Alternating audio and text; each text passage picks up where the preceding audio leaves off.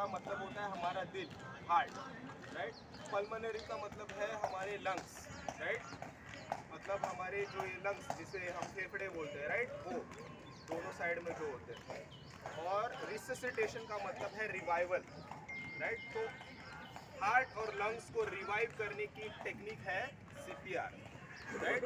तो ये हार्ट और लंग्स को रिवाइव करने की टेक्निक है। इसका मतलब ये है कि इस कंडीशन में हार्ट और लंग्स जो है वो काम करना बंद हो गए, राइट, स्पेशली हार्ट, राइट। इसीलिए उसको बोला गया है कार्डियक अरेस्ट, मतलब हार्ट जो है वो बंद पड़ गया है और उसकी पंपिंग एक्टिविटी सीज हो गई है, स्टॉप हो गई है, राइट। जब हार्ट अगर ब्लड पंप नहीं करेगा, राइट, तो ब्लड पूरे बॉडी में सर्कुलेट होगा क्या? नहीं होगा, राइट। ब्लड जब भी ब्रेन तक नहीं पहुंचता है तो इंसान उधर ही कोलैप्स हो जाता है, राइट। तो ये कार्डियक अरेस्ट की सबसे पहली साइन है, sudden collapse and unresponsiveness, right. इसका मतलब ये है जिस इंसान को कार्डियक अरेस्ट आता है वो अचानक से उधर ही गिर जाता है और पूरी तरीके से अनरिस्पॉन्सिव हो जाता है, ओके। तो एक सिनारियो इमेजिन करेंगे, ऐसे समझ लीजिए अगर कोई एक्सरसाइज कर रहा है, राइट, अचानक से एक्सरसाइज करते करते आपके सामने गिर पड़ा, तो सबसे पहले आपको क्या करना है? दौड़ के उसके तरफ जाना है, ओके, और उसको चेक करना है। पर चेक करने के पहले आपको सीन सेफ्टी देखना बहुत इंपॉर्टेंट है। आप बोलेंगे सीन सेफ्टी क्या है? सीन सेफ्टी मतलब जहाँ पे ये घटना हुई है वो जगह कैसी है, वो जगह सेफ है क्या उस इंसान के लिए और आपके लिए, राइट।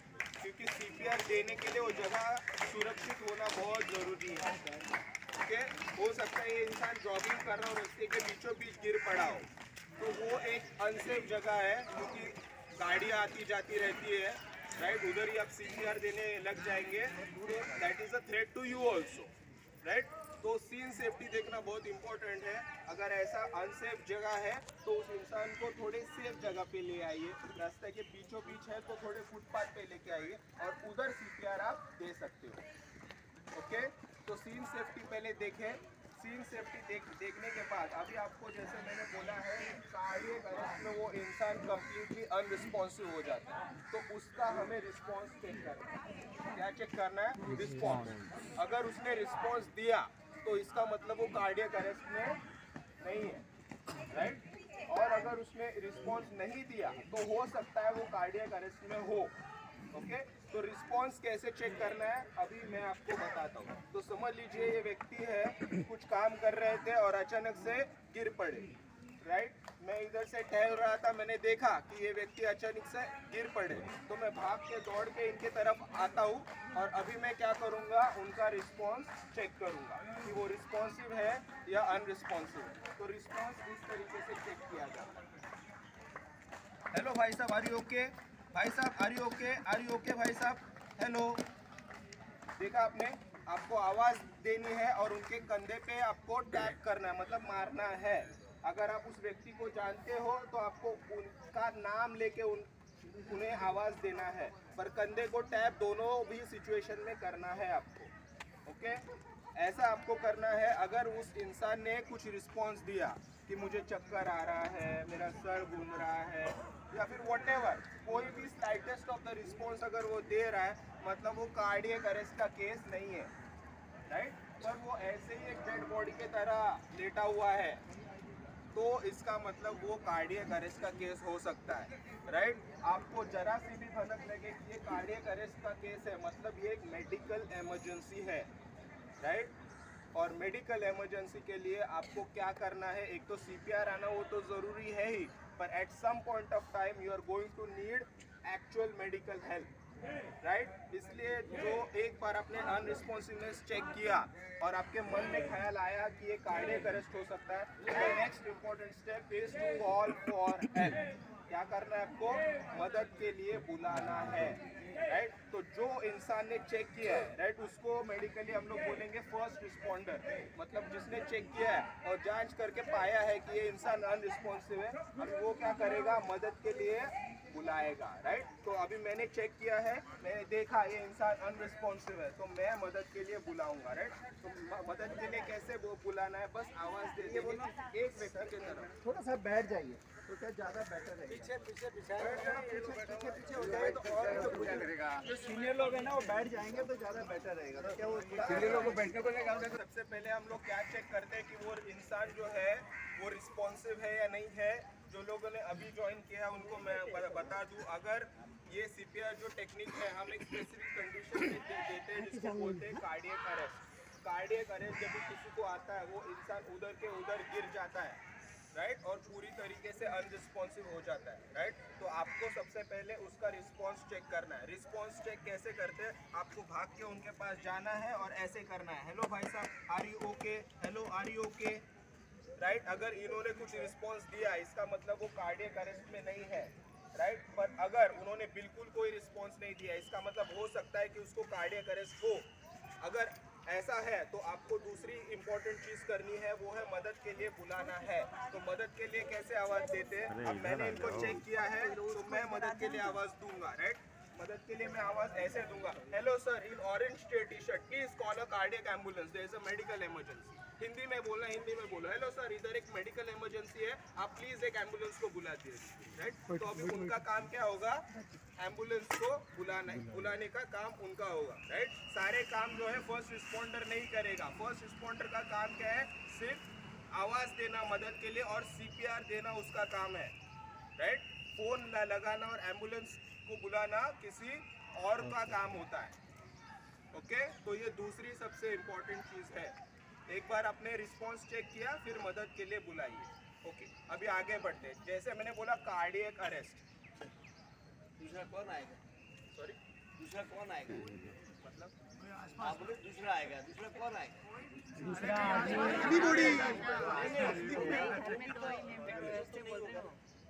मेरे जैसे मोस्टली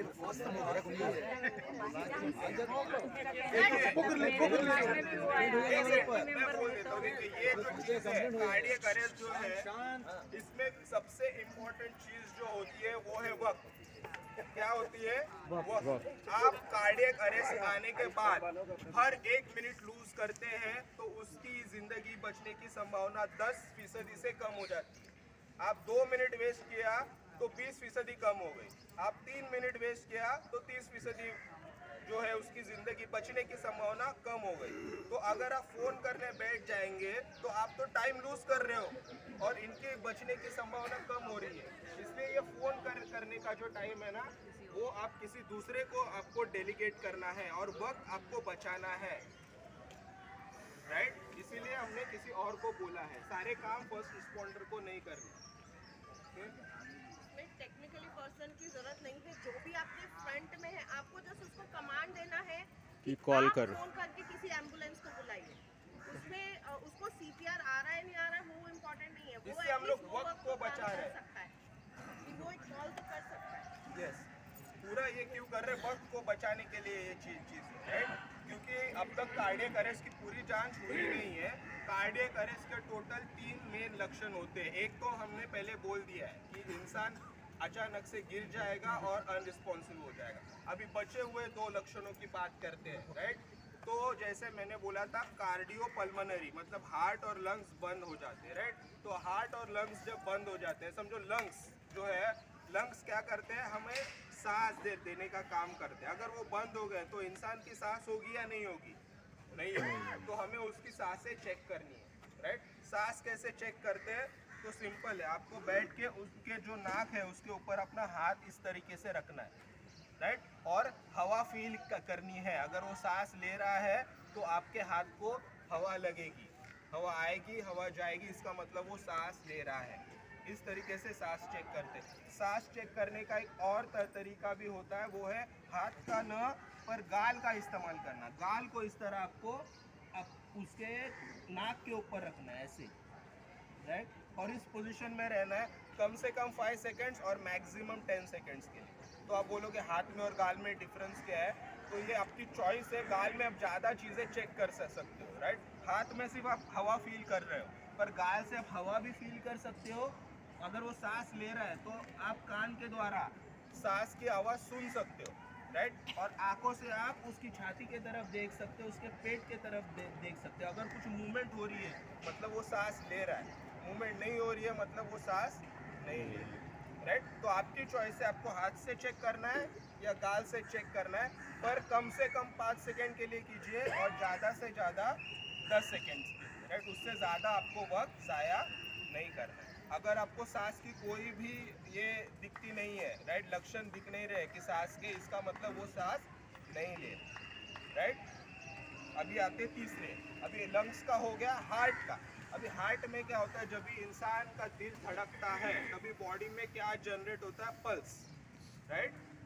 मतलब जितने बार हमारा दिल धड़क रहा है उतना हमारा पल्स रेट होता है, राइट। करेक्ट। आप डॉक्टर के पास गए हो तो डॉक्टर पल्स रेट चेक करता है, एक्चुअली क्या चेक कर रहा है, हार्ट रेट चेक कर रहा है, राइट। पर जिधर हार्ट बीट ही नहीं हो रहा है तो उधर पल्स रेट क्या होगी, 0, राइट। कार्डियक अरेस्ट में क्या हो रहा है, हार्ट उधर ही बंद हो जा रहा है, पंप नहीं कर पा रहा है ब्लड को, तो पल्स रेट जनरेट नहीं होती, तो पल्स भी हो जाती है 0।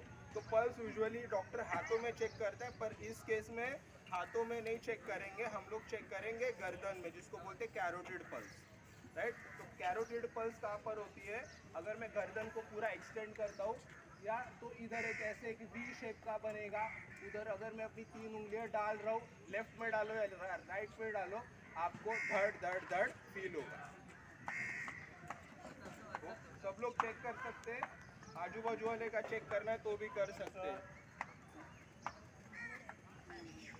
सबको फील हो रहा है धड़ धड़ धड़, राइट। तो ये पल्स है, राइट। ऐसे व्यक्ति में आप किधर चेक करेंगे, बीच की लाइन में नहीं करना है, बीच से थोड़ा सा साइड में आना है और इधर उंगलियां रखनी है, राइट। कम से कम 5 सेकेंड के लिए और ज़्यादा से ज़्यादा 10 सेकेंड के लिए आपको ऐसी उंगली रखनी है, राइट। और अगर आपको पल्स रेट फील हो रहा है मतलब दिल धड़क रहा है, पर अगर फील नहीं हो रहा है इसका मतलब दिल धड़क नहीं रहा है, इसका मतलब 100% वो इंसान कार्डियक अरेस्ट में है। ओके, आया समझ में। कार्डियक अरेस्ट के तीनों लक्षण। पहला लक्षण क्या है, इंसान अचानक से गिर जाएगा, कोलैप्स हो जाएगा और अनरिस्पॉन्सिव हो जाएगा। दूसरा लक्षण क्या है, उसकी सांसें बंद हो जाएंगी। और तीसरा लक्षण क्या है, उसका पल्स भी बंद हो जाएगा, राइट, नो पल्स। ये तीनों लक्षण जिस इंसान में होते हैं वो इंसान डेफिनेटली कार्डियक अरेस्ट में होता है। और कार्डियक अरेस्ट का ट्रीटमेंट है सीपीआर, राइट। उसका एक और एक ट्रीटमेंट होता है जिसको बोलते हैं डिफिब्रिलेशन, मतलब शॉक देने का, राइट। पर वो हमारे पास मशीन है नहीं, वो हॉस्पिटल में होती है, राइट, या फिर एयरपोर्ट्स, रेलवे स्टेशन ऐसी जगहों पे होती है, राइट। पर आम जगहों पे ये मशीन नहीं होती है, इसलिए उसके बारे में बात नहीं करेंगे हम। उसके बारे में बात करेंगे सीपीआर जो हम दे सकते हैं, राइट।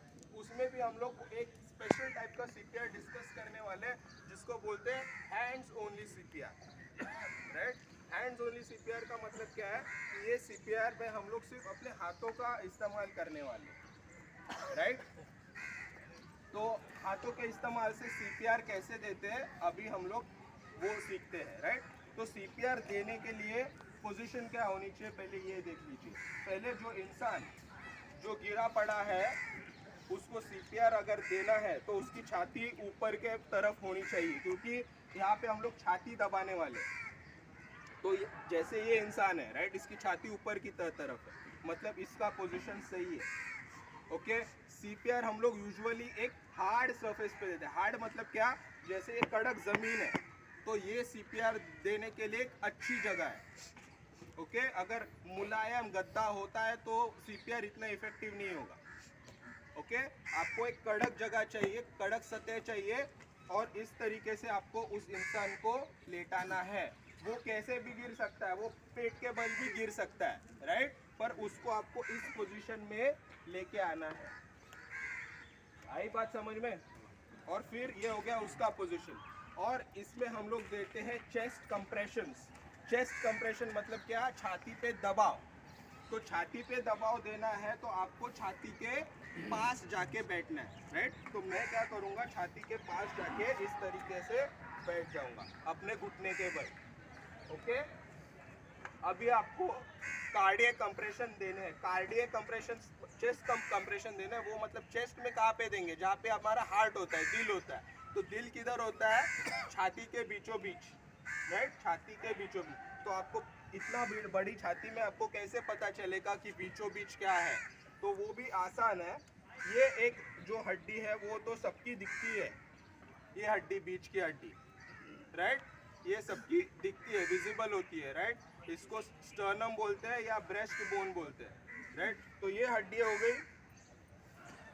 तो ये एक लाइन समझ लीजिए, राइट, ये एक लाइन।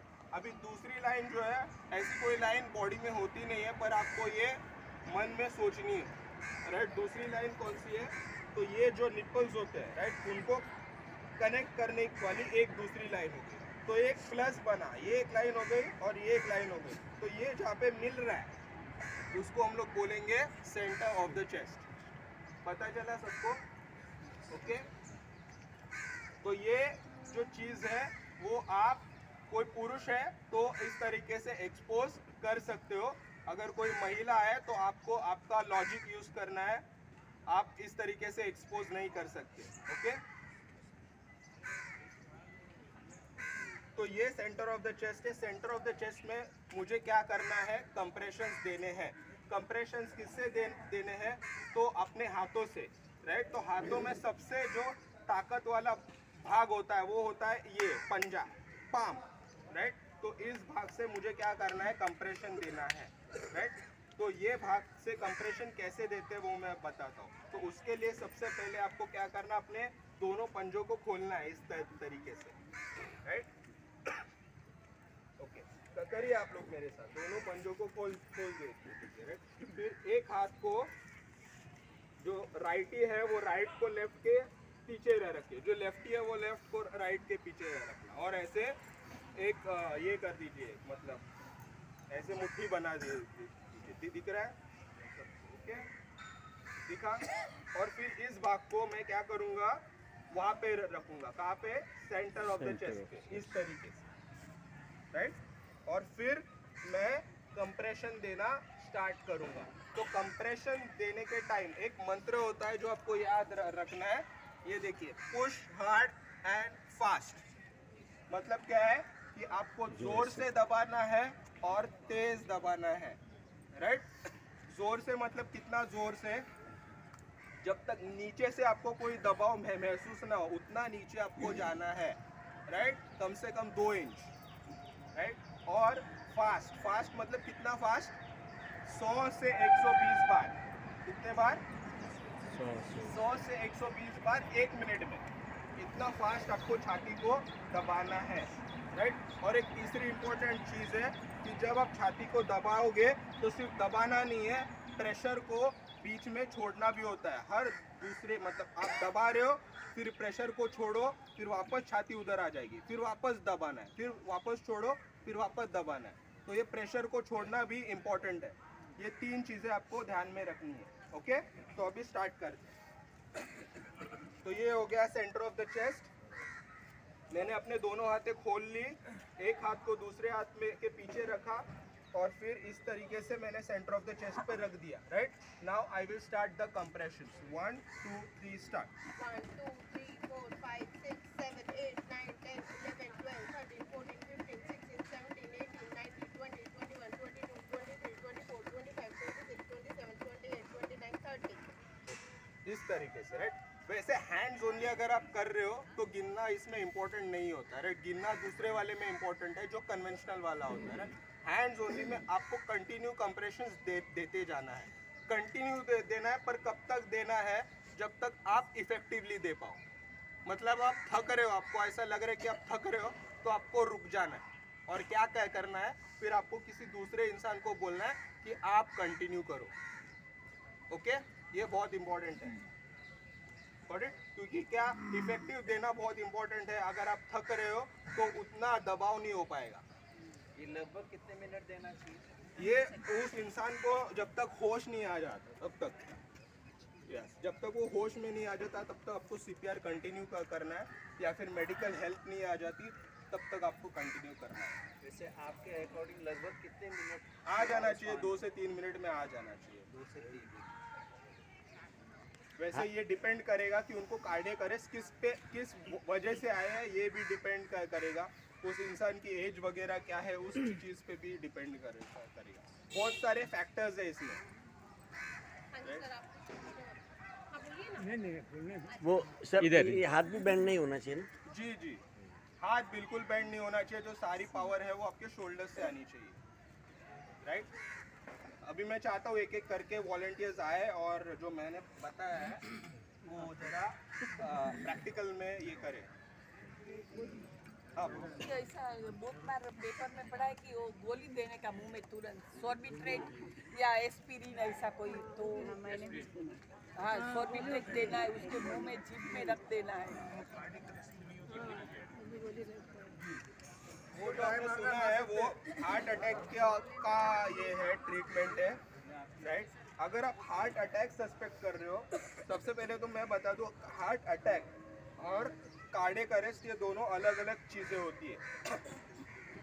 कार्डियक अरेस्ट जो है वो एक अक्यूट मेडिकल इमरजेंसी है। मतलब इसमें क्या होता है, ट्रीटमेंट हमें तुरंत देना है। ट्रीटमेंट मतलब सीपीआर नहीं देंगे तो कुछ मिनटों बाद वो इंसान वैसे भी मरने वाला है, राइट। अगर 6 मिनट तक आपके दिमाग में खून नहीं जाता है तो इरिवर्सिबल डैमेज हो जाएगा। इरिवर्सिबल मतलब क्या, इसका कोई भी इलाज नहीं है या फिर वो जो रिवर्स नहीं हो सकता, राइट। तो 6 मिनट तक अगर खून नहीं गया दिमाग तक तो वो तो वैसे भी एक जिंदा लाश ही है। अभी दूसरा जो है वो है हार्ट अटैक।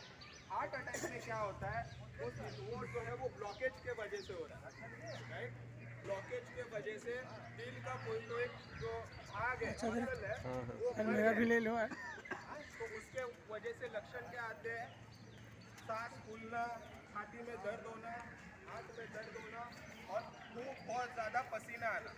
ऐसे अगर लक्षण होते हैं तो वो हार्ट अटैक के लक्षण हैं। और हार्ट अटैक में हम लोग जैसे मैडम ने बोला सॉर्बिट्रेट, एस्पिरिन ये सब दवाएं देते हैं।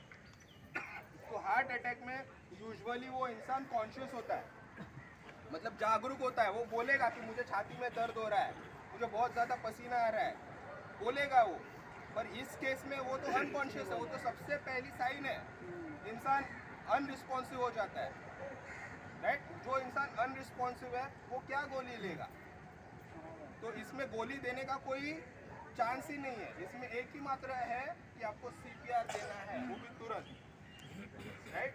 तो जो आपने देखा है वो हार्ट अटैक का ट्रीटमेंट है, ना कि कार्डियक अरेस्ट का। ये दोनों चीज़ें अलग होती है। हार्ट अटैक जो आता है वो ब्लॉकेजेस के वजह से होता है, मतलब जो हमारे दिल में जो वेन्स और आर्टरीज जा रही है, राइट, आर्टरीज के अंदर अगर कोई कचरा फंस जाता है तो वो हार्ट को खून नहीं दे पाता, ऑक्सीजन नहीं दे पाता, वहाँ की हार्ट की मसल मरती है, तो उसको हम लोग बोलते हैं हार्ट अटैक। और इस केस में क्या होता है, हार्ट जो है एक इलेक्ट्रिकल एक्टिविटी पे चल रहा है। आप लोगों के में से कुछ लोगों ने ईसीजी किया होगा, है ना, ECG, right. What is ECG, मतलब हार्ट की इलेक्ट्रिकल एक्टिविटी एक पेपर पे आ रही है। इसका मतलब हमारा दिल जो है वो एक इलेक्ट्रिकल एक्टिविटी पे काम कर रहा है, और इस इलेक्ट्रिकल एक्टिविटी में अगर गड़बड़ी आती है तो उस कंडीशन को हम लोग बोलते हैं कार्डियक अरेस्ट, राइट। तो उसमें क्या हो जा रहा है कि दिल पूरी तरीके से पंप करना बंद कर देता है। इसमें क्या होता है, तुरंत इंसान कोलैप्स हो जाता है। तो दोनों भी चीज़ों दोनों भी जो है हार्ट अटैक और ये कार्डियक अरेस्ट अलग अलग पैथोलॉजी के वजह से हो रहा है। एक जो है इलेक्ट्रिकल एक्टिविटी के गड़बड़ी के वजह से और दूसरा है ब्लॉकेज के वजह से, राइट। इसलिए दोनों का ट्रीटमेंट भी अलग है, राइट। और एक बात समझ लीजिए, जिसको हार्ट अटैक आया है उसको आगे जाके कार्डियक अरेस्ट भी आ सकता है, समझा। मतलब जिसको हार्ट अटैक आया है आगे जाके वो बेहोश हो सकता है, तब जाके उसको सीपीआर दो, पता चला। यस, अभी और कितना कार्डियक हेमरेज हो सकता है क्योंकि ब्रेन में आपको ऑक्सीजन पहुंच नहीं रहा है, ब्लड सर्कुलेशन पहुंच नहीं रहा है, तो specially heart attack can mean that. देखिए, जो स्ट्रोक है, right, it is as good as heart attack of the मतलब ब्रेन, राइट। वो इधर होता है तो हम लोग उसको हार्ट अटैक बोल रहे हैं। वो जो भी ब्लॉकेज इसके वजह से इधर मतलब ब्लड ब्रेन का कोई टिश्यू अगर मर रहा है तो हम लोग उसको क्या बोल रहे हैं, स्ट्रोक बोल रहे हैं, राइट, स्ट्रोक बोल रहे हैं। तो इसमें जैसे आप बोल रहे हैं हेमोरेज, मतलब हीमोरेजिक भी हो सकता है और दूसरा नॉन हीमोरेजिक, इसकेमिक बोलते हैं इसको, राइट। तो वो इस्केमिया राइट, तो इस्केमिया में ब्लड नहीं जा रहा है, तो इसमें भी कार्डियक अरेस्ट में क्या हो रहा है, जो खून है वो ब्रेन में नहीं जा रहा है, तो इस्केमिया हो सकता है, तो इस्केमिक स्ट्रोक हो सकता है राइट। और इसमें भी ये ज़्यादा सीवियर वाला है, अगर 6 मिनट तक खून नहीं जा रहा है तो फिर तब तक तो इरिवर्सिबल डैमेज हो जाएगा, इसलिए आपको सीपीआर तुरंत स्टार्ट करना है, इनिशिएट करना है। ये इस्केमिक स्ट्रोक क्यों होता है? क्योंकि ये तो नॉन हेमरेज है। क्योंकि स्ट्रोक मतलब क्या है, ब्लॉकेज, उधर खून नहीं जा रहा है, वहाँ की जो एरिया जो है वो मर चुकी है। क्यों होता है? क्योंकि खून नहीं जा रहा है उधर, ऑक्सीजन नहीं जा रहा है। Are there some ruptures of cell? There is a dead cell, Dead cell हो जाता है। डेड हो जाता है उधर का, ये मर जाता है, काम नहीं करता है। वो स्ट्रोक होता है तो उसके लक्षण अलग हो जाते हैं। अगर ब्रेन में स्ट्रोक हो गया, मतलब स्ट्रोक तो ब्रेन में ही होता है, पर उसके लक्षण क्या हो जाएंगे, लक्षण हो जाता है कि जो पैरालिसिस जिसको हम लोग बोलते हैं आम भाषा में वैसे राइट, तो हर बॉडी का हर पार्ट जो है पैरालाइज हो जाता है राइट। जैसे बोल रहा है तो वो तोतला बोलेगा, या फिर स्लर्ड स्पीच जिसको बोलता है, बोलने में ऐसे बोलेगा राइट। फिर ड्रूपिंग राइट, एक साइड का जो मुंह है वो ऐसे गिर पड़ेगा राइट। फिर उसका गेट है वो चेंज हो जाएगा राइट। इस तरीके से उसको चलने नहीं होगा क्योंकि मसल्स पैरालाइज हो गए राइट। हाथ ऊपर लिया तो पूरी तरह एक हाथ ऐसे गिर रहा है, मतलब पावर उसकी कम हो गई। ये सारे लक्षण होते हैं स्ट्रोक के।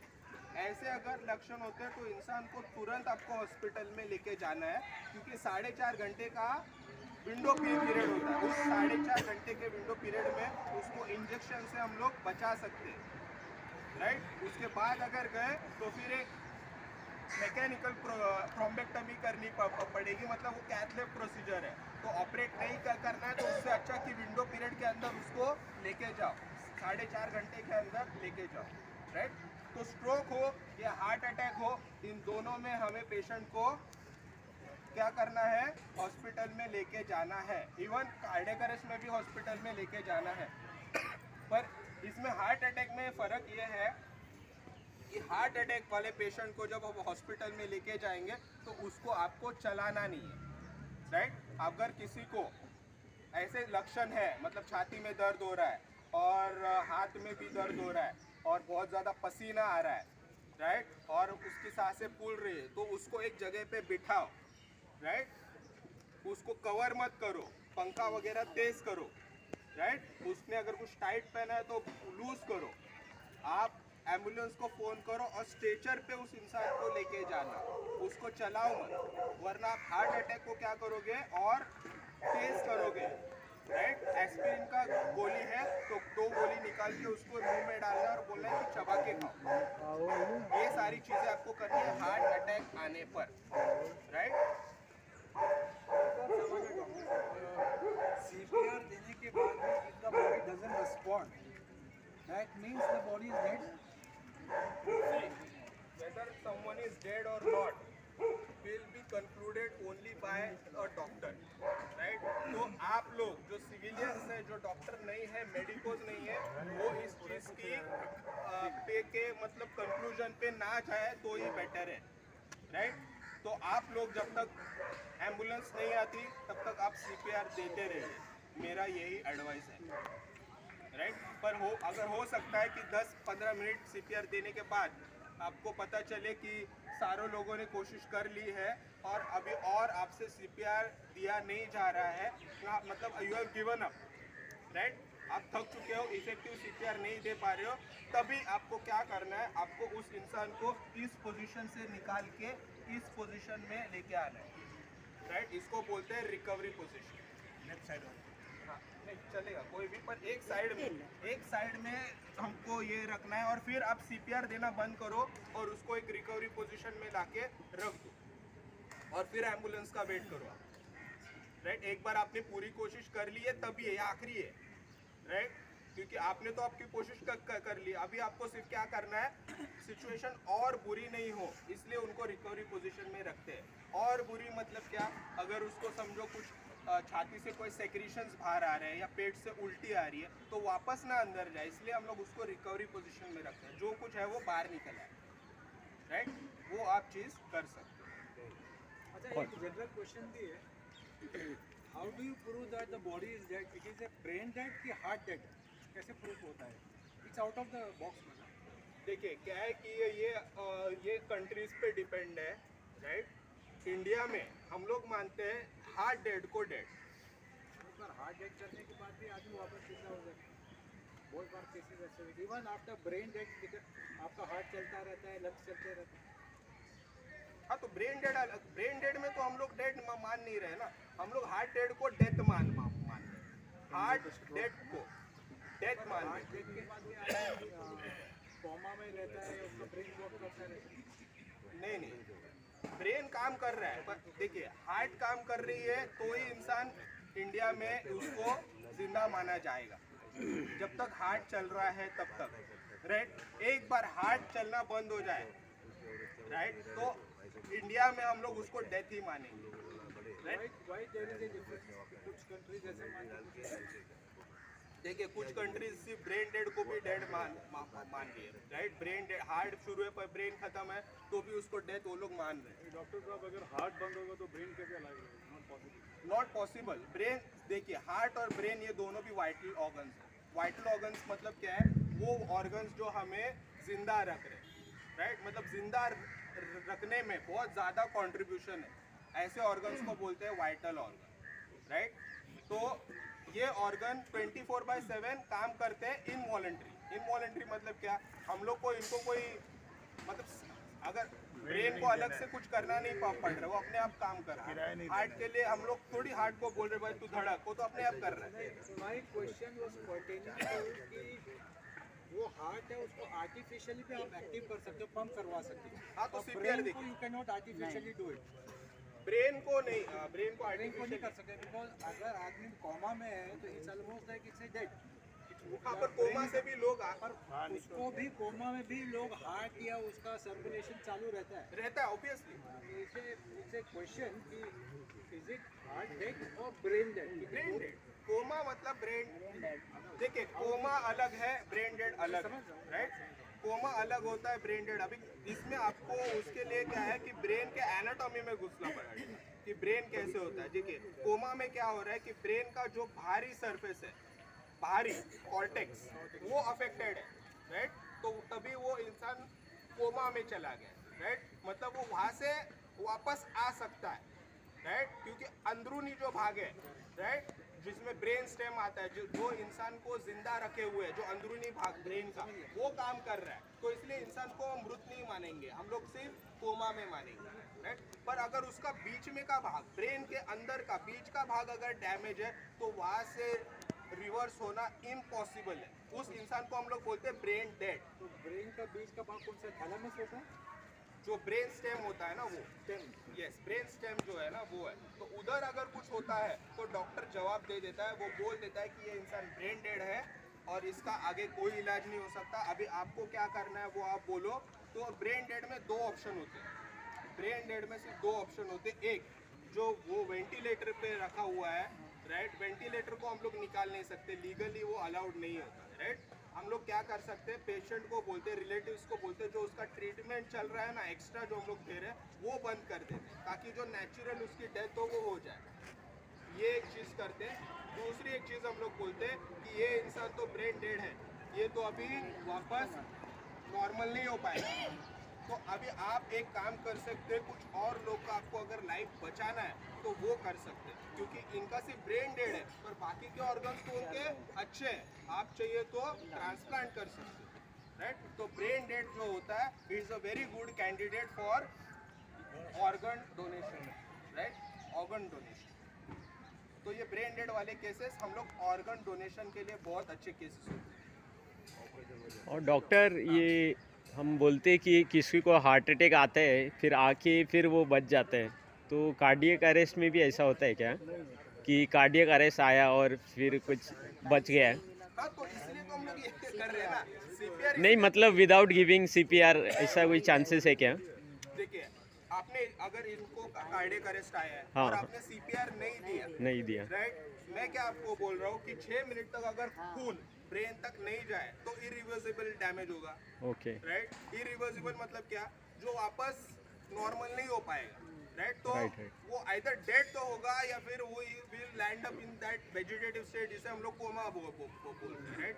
तो वैसा है, तो उधर से वो रिवर्स नहीं हो पाएगा, नहीं होगा, समझा? एक बार उसका हार्ट कार्डियक अरेस्ट में गया है तो, क्योंकि ऐसा अगर उस विंडो पीरियड के अंदर आप सीपीआर देके खून को ब्रेन तक पहुंचा पा रहे हो तो आप उसको बचा सकते हो। ओके, क्योंकि कोई पब्लिक में होगा तो आसपास के लोग मदद कर सकते हैं, लेकिन कोई अकेला किधर रहा, उसको कार्डियक अरेस्ट आया तो वह चांसेस मतलब कोई नहीं रहेगा तो मतलब एम्बुलेंस मत बुलाओ, फॉरेन में हो सकता है, अच्छा इंडिया में नहीं होगा। अपना नंबर चेक करें।